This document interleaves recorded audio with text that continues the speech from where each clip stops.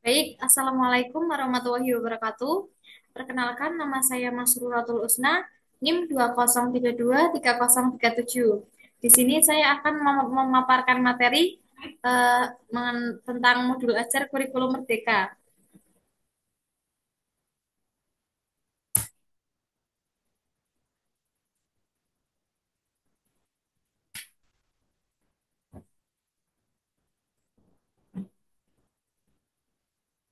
Nah, di sini ada tujuan. Yang pertama yaitu peserta mampu memahami konsep, tujuan, strategi, dan prosedur pengembangan modul ajar. Yang kedua, peserta mampu memodifikasi modul ajar yang telah tersedia disesuaikan dengan karakteristik dan kebutuhan sekolahnya masing-masing. Yang ketiga, peserta mampu menentukan asesmen atau penilaian yang sesuai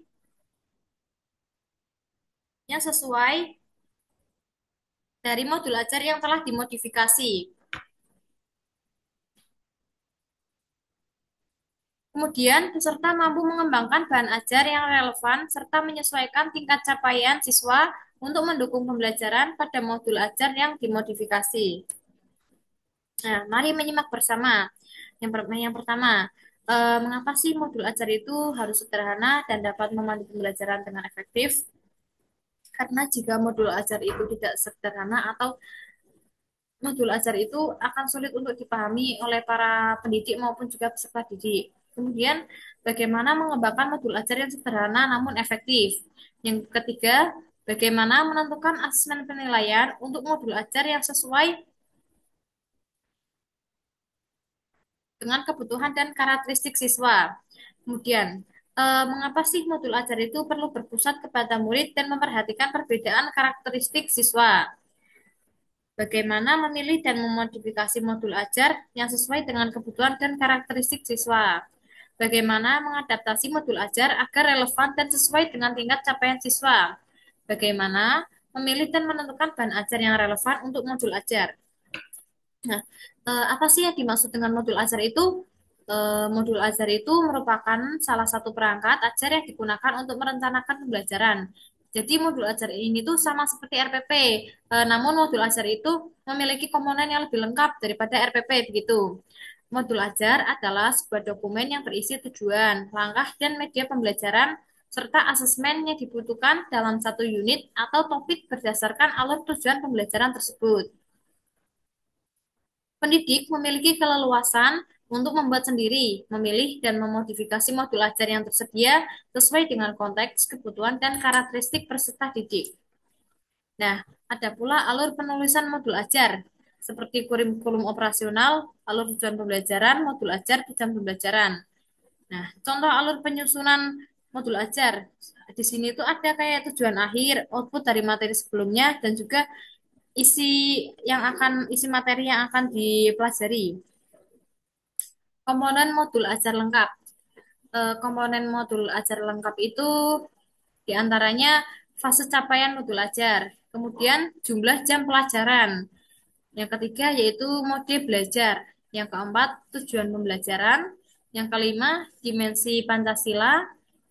Dan yang keenam pengetahuan atau keterampilan prasyarat.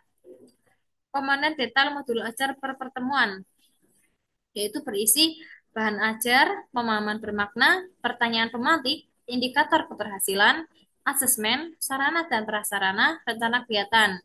Bahan ajar itu berarti itu bahan yang akan diajarkan kepada peserta didik gitu. Kemudian pemahaman bermakna itu pemahaman yang dapat dipahami oleh para siswa.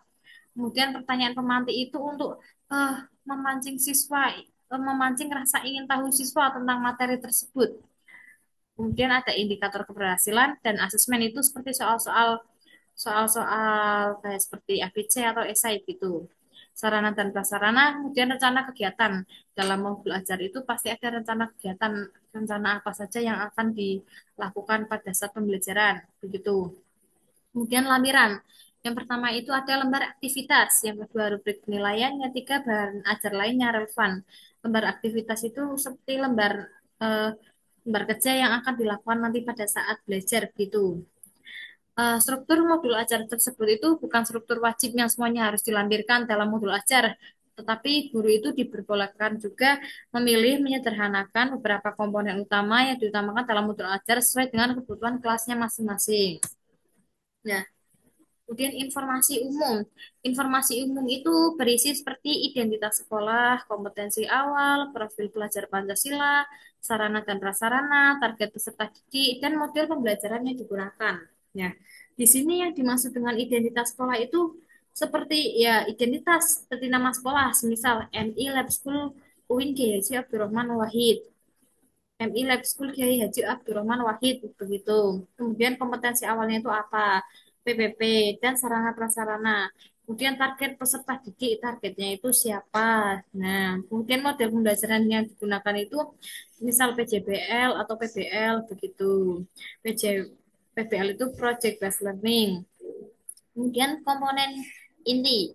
Nah, komponen inti itu berisi seperti tujuan pembelajaran, pemahaman bermakna, pertanyaan pemantik, persiapan pembelajaran, kegiatan pembelajaran, asesmen, pengayaan dan remedial, refleksi peserta didik dan guru. Tujuan pembelajaran itu seperti apa yang nantinya akan tujuan tujuan itu ya tujuan dari pembelajarannya itu apa? Kemudian pemahaman bermakna, seperti yang saya bilang, pemahaman yang akan memahamkan siswa tentang materi tersebut. Kemudian pertanyaan pemantik, pertanyaan itu tuh untuk membuat anak tersebut itu tertarik dengan ya, rasa ingin tahu, tertarik dengan materi tersebut. Kemudian persiapan pembelajaran itu persiapannya itu apa saja? Mungkin kegiatan pembelajaran dalam modul ajar itu kegiatan pembelajarannya itu pasti ditulis seperti apa eh, kegiatannya itu apa em, mengerjakan tugas saja atau gimana. Kemudian asesmen itu seperti soal-soal ya. Pengayaan dan remedial. Pengayaan itu seperti latihan soal dan remedial itu untuk memperbaiki nilai bila dari pengayaan itu nilainya tidak baik. Kemudian refleksi peserta didik dan guru. Lampiran kemudian yang pertama itu lembar kerja peserta didik atau biasa disebutnya itu LKPD ya. Kemudian bahan bacaan guru dan peserta didik, glosarium, daftar pusaka. Nah, biasanya di lampiran itu ada LKPD, lembar kerja peserta didik itu nanti itu guru itu memberi LKPD kepada anak-anak untuk dikerjakan begitu. Kemudian di situ ada bahan bacaan guru dan peserta didik, maksudnya itu referensi untuk para guru dan juga anak-anaknya begitu. Hmm. Kemudian alur tujuan pembelajaran menjadi dasar bagi pendidik untuk menyusun pembelajaran atau modul ajar. Pendidik itu memiliki keleluasan untuk mengembangkan modul ajarnya sendiri, memilih dan memodifikasi modul ajar yang tersedia sesuai dengan konteks, kebutuhan, dan karakteristik peserta didik. Secara umum, modul ajar itu memiliki tiga komponen utama, yaitu tujuan pembelajaran, langkah-langkah pembelajaran atau kegiatan pembelajaran, asesmen pembelajaran. Ya, pastinya setiap modul ajar itu memiliki tujuan ya. Kalau nggak memiliki tujuan itu namanya bukan modul ajar. Ya. Kemudian pendidik diperbolehkan apabila ingin mengembangkan modul ajar tersebut dengan komponen-komponen tambahan di luar komponen wajib. Maksudnya itu boleh ditambahi komponen lain agar modul ajar tersebut itu terlihat bervariatif, lebih menarik, dan juga tidak membosankan begitu. Acuan teknik modifikasi modul ajar. Yang pertama, menetapkan tujuan belajar berdasarkan CP dan ATP sesuai karakteristik murid, kurikulum, dan profil pelajar Pancasila. Yang kedua, menyusun desain pembelajaran, melaksanakan dan merefleksikan kegiatan pembelajaran yang efektif. Yang ketiga, proses pembelajaran mendukung perkembangan kompetensi dan karakter peserta didik secara holistik. Yang keempat, pembelajaran yang dirancang sesuai konteks, lingkungan, dan budaya peserta didik, serta melibatkan orang tua dan masyarakat sebagai mitra. Yang kelima, pembelajaran berorientasi pada masa depan yang akan berkelanjutan. Ya, menetapkan tujuan belajar itu berarti kita itu menetapkan tujuan belajar sesuai dengan karakteristik siswa-siswanya dan juga kurikulum dan PPP. Yang menyusun desain pembelajaran itu agar desainnya itu tidak itu saja. Kemudian ada beberapa hal yang diperhatikan saat memilih modul ajar untuk dimodifikasi. Ada apa saja sih? Yang pertama yaitu apakah selaras dengan rencana yang sudah dibuat saat penyusunan ATP. Yang kedua, apakah cocok dengan kondisi dan karakteristik murid. Jadi hal Jadi kalau kita mau memodifikasi modul ajar itu, kita tuh harus melihat apakah modul ajar tersebut itu cocok dengan kondisi dan karakteristik murid yang akan kita ajar gitu. Yang ketiga, apakah sarana dan prasarananya itu tersedia di sekolah. Misal kan biasanya itu kadang membutuhkan kayak LCD, proyektor gitu ya. Apakah sarana dan prasarana tersebut itu ada di sekolah atau bagaimana gitu. Kemudian adakah yang perlu atau bisa dimodifikasi? Maksudnya itu apakah modul ajar tersebut perlu dimodifikasi atau tidak seperti itu. Contoh modifikasi modul ajar. Sila memilih contoh modul ajar lengkap sesuai jenjang yang diinginkan tersedia di LMS. Simak modifikasi modul ajar dari contoh tersebut. Contoh yang dilampirkan bukan contoh baku. Peserta diperbolehkan untuk membuat modifikasi modul ajar sesuai dengan karakteristik, konteks, dan juga kebutuhan kelas. Jadi struktur wajib dalam modul ajar itu adalah tujuan pembelajaran, langkah-langkah pembelajaran, atau kegiatan pembelajaran, dan asesmen pembelajaran. Pendidik diperbolehkan apabila ingin menambahkan komponen lain yang relevan gitu. Jadi tidak harus yang itu, boleh menambahkan yang lain. Kemudian ada paradigma asesmen. Di sini ada 5 yang harus diperhatikan dalam menentukan asesmen ya. Yang pertama yaitu penerapan pola pikir bertumbuh atau growth mindset. Yang kedua, terpadu di mana asesmen mencakup kompetensi pada ranah sikap, pengetahuan, dan keterampilan yang saling terkait. Yang ketiga, keleluasan dalam menentukan kriteria ketercapaian tujuan pembelajaran. Yang keempat, di khususnya nih di SMK itu terdapat juga bentuk asesmen khas yang membedakan dengan jenjang yang lainnya, yaitu itu asesmen praktek kerja lapangan. Kan biasanya itu kayak kalau di SMK itu ada kayak PKL gitu, beda dengan SMA sama MAN gitu ya. Nah ya, uji kompetensi kejujuran dan juga uji unit kompetensi. Kemudian yang kelima, sekolah itu diberikan keleluasan untuk menentukan teknik dan jenis-jenis asesmennya. Hmm. Asesmen awal pembelajaran. Yang pertama yaitu asesmen awal pembelajaran dapat dilakukan untuk mengidentifikasi kebutuhan belajar peserta didik dan hasilnya digunakan untuk merancang pembelajaran yang sesuai dengan tahap capaian peserta didik. Jadi asesmen awal pembelajaran itu dilakukan untuk mengetahui apa saja sih kebutuhan belajar peserta didik itu, apa saja sih yang peserta didik tidak tahu. Nah, kemudian pendidik dapat melaksanakan asesmen awal pembelajaran sesuai kebutuhan. Misalnya pada awal tahun pembelajaran, pada awal semester, sebelum memulai satu lingkup materi, dapat berubah satu atau beberapa tahap pembelajaran. Atau sebelum menyusun modul ajar secara mandiri. Nah, dengan demikian, asesmen awal pembelajaran itu tidak perlu dilakukan setiap mengawali tatap muka. Oke. Kemudian, asesmen pada awal pembelajaran diharapkan tidak memberatkan pendidik atau satuan pendidikan. Namun demikian, jika pendidik atau satuan pendidikan memiliki kemampuan, dapat melengkapi data tambahannya dengan melakukan asesmen non-kognitif yang mencakup kesiapan belajar, minat profil belajar, latar belakang, keluarga, riwayat, tumbuh kembang, dan lain-lain. Kemudian ada asesmen pembelajaran. Nah, asesmen itu merupakan bagian terpadu dari proses pembelajaran, memfasilitasi pembelajaran, dan menyediakan informasi yang holistik sebagai umpan balik untuk pendidik, peserta didik, dan orang tua agar dapat memandu mereka dalam menentukan strategi pembelajaran selanjutnya.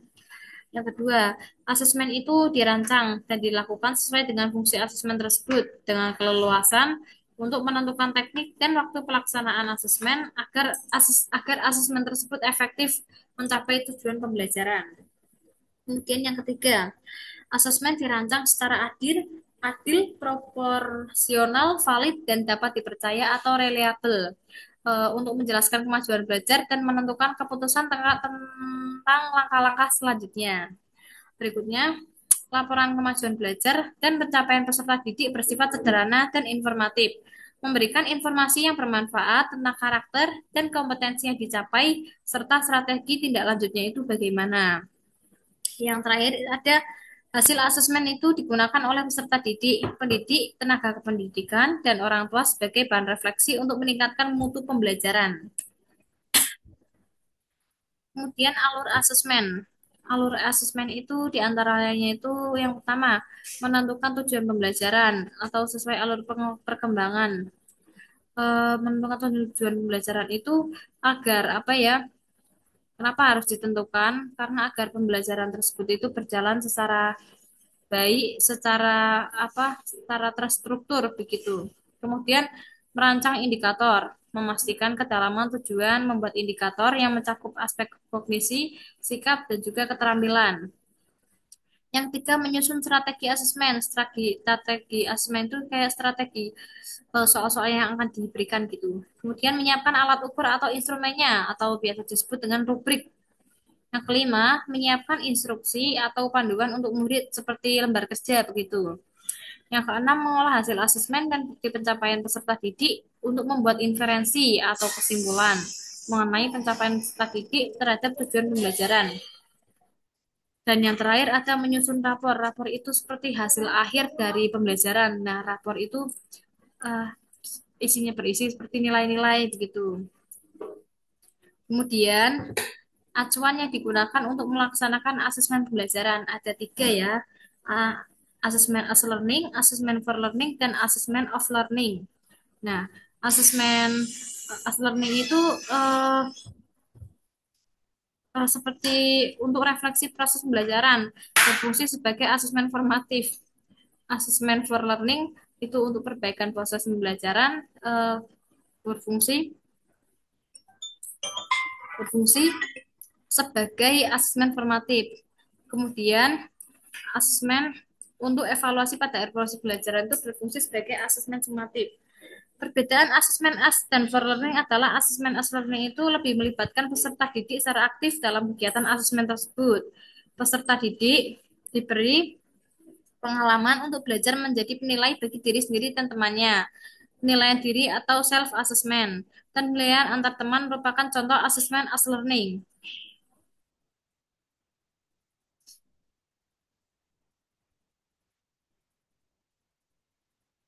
Dalam asesmen as learning, peserta didik sebaiknya dilibatkan dalam merumuskan prosedur, kriteria maupun rubrik pedoman asesmen sehingga mereka mengetahui dengan pasti apa yang harus dilakukan agar memperoleh capaian pembelajaran yang maksimal dan juga yang terstruktur. Jenis-jenis asesmen. Asesmen dibagi menjadi dua, yaitu asesmen formatif dan juga asesmen sumatif.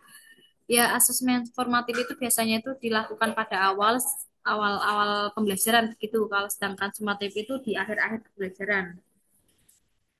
Kemudian bentuk asesmen formatif dan sumatif. Ada 5 ya bentuknya itu ya. Yang pertama itu diskusi kelas. Diskusi kelas. Dengan adanya diskusi kelas itu dapat membuat peserta didik itu mampu mengembangkan kemampuan berkomunikasi dan berinteraksi antara siswa satu dan siswa lainnya. Kemudian belajar berdemokrasi, menghargai pendapat temannya, serta berani berpendapat sendiri. Gitu. Kemudian drama. Eh, dengan adanya drama dalam asesmen formatif dan sumatif itu melatih kepercayaan anak didik dan mengeluarkan jiwa seni yang anak didik tersebut punya. Nah, kemudian belajar bekerja sama, berkomunikasi, serta berpikir kritis. Kemudian presentasi. Eh, dengan adanya presentasi itu dapat mengembangkan kemampuan berkomunikasi yang baik dan juga luas. Belajar memahami topik secara mendalam, berpikir, dan bernalar kritis. Yang keempat, tes lisan. Tes lisan itu dapat membantu kita untuk meningkatkan kemampuan berbicara agar kita bicaranya itu tidak terpatah-patah gitu. Jadi kita itu pede eh, dengan adanya tes lisan itu membuat kita pede nanti pada akhirnya. Kemudian mengkonfirmasi pemahaman, menerapkan umpan balik. Kemudian produk mengembangkan kreativitas, meningkatkan ketelitian dan jiwa seni. Pelaksanaan asesmen sumatif dan formatif. Pelaksanaan asesmen formatif dapat dilakukan dengan memperhatikan hal-hal berikut ini. Dilaksanakan bersamaan dalam proses pembelajaran, yang kemudian ditindaklanjuti untuk memberi perlakuan berdasarkan kebutuhan peserta didik serta perbaikan proses pembelajaran. Dua, yaitu pendidik dapat menggunakan berbagai teknik seperti observasi, performa, kinerja, produk proyek, portofolio, maupun tes. Kemudian tindak lanjut yang dilakukan bisa dilakukan langsung dengan memberikan umpan balik atau melakukan intervensi. Intervensi itu kayak yang tadi saya bilang kayak kesimpulan gitu. Kemudian pendidik dapat mempersiapkan berbagai instrumen seperti rubrik, catatan anekdotal, lembar checklist untuk mencatat informasi yang terjadi selama pembelajaran di kelas berlangsung. Nah, pelaksanaan asesmen sumatif. Sumatif itu dapat menggunakan berbagai teknik seperti portofolio, performa, maupun teks. Nah, hasil sumatif dapat ditindaklanjuti dengan memberikan umpan balik atau melakukan intervensi pada peserta didik maupun proses pembelajaran yang telah dilakukan. Penting nih bagi para guru untuk memegang rubrik penilaian sebagai dasar penilaian pada siswa. Pengembangan bahan ajar. Yang harus diperhatikan dalam memilih bahan ajar ada 4 ya. Yang pertama itu bahan ajar bersifat variatif, bisa berupa bahan ajar cetak dan bahan ajar non cetak. Jadi bahan ajar itu jangan misal bahan ajar itu misal cetak ya jangan cetak aja, harus ada yang non cetak agar apa? Agar lebih menarik gitu. Kemudian sesuaikan buku yang disediakan tersebut dengan ATP, kebutuhan dan karakteristik sekolahnya masing-masing. Kemudian kembangkan bahan ajar untuk membuat kegiatan pembelajaran semakin bermakna dan semakin variatif. Berikutnya, buku yang disediakan pemerintah itu hanya salah satu alternatif dari bahan ajar. Guru juga diperbolehkan untuk mengembangkan dan menambahkan bahan ajar lain yang lebih relevan. Maksudnya itu jadi guru itu boleh menambahkan bahan ajar lain atau buku-buku lain agar pembelajaran tersebut itu lebih menarik begitu. Contoh penyesuaian ruang lingkup pembelajaran. Hal penting yang harus diperhatikan saat akan membuat modul ajar adalah menyesuaikan lingkup kesiapan belajar, minat, dan tingkat penguasaan kompetensi peserta didik. Peserta didik yang belum menguasai kompetensi prasyarat atau belum siap belajar di suatu lingkup materi itu, jadi peserta didik itu tuh diberi kesempatan untuk melajari kompetensi pada tingkat yang lebih rendah atau dengan cakupan lingkup materi yang lebih sederhana. Jadi jika anak tersebut belum paham itu diberi materi yang sederhana, tidak langsung yang susah itu. Kemudian peserta didik yang sudah siap belajar diberikan kesempatan untuk mempelajari seluruh lingkup materi dengan penugasan yang sesuai. Kemudian peserta didik yang memiliki tingkat penguasaannya tinggi dapat diminta untuk menyelesaikan tugas dengan tingkat kesulitannya lebih tinggi atau lebih menantang. Baik, terima kasih. Mohon maaf bila ada salah kata. Sekian, wassalamualaikum warahmatullahi wabarakatuh.